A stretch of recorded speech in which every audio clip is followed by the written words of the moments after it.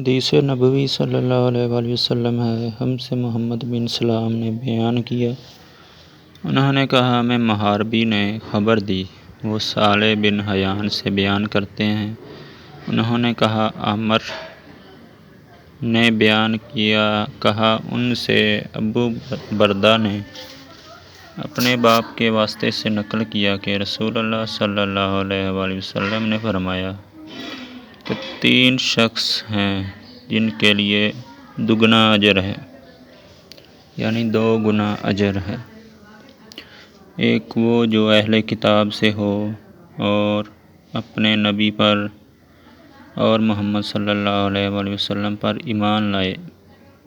اور دوسرے وہ غلام جو اپنے آقا اور اللہ دونوں کا حق ادا کرے، اور تیسرے وہ آدمی جس کے پاس کوئی لونڈی ہو، جس سے شاباشی کرتا ہے اور اسے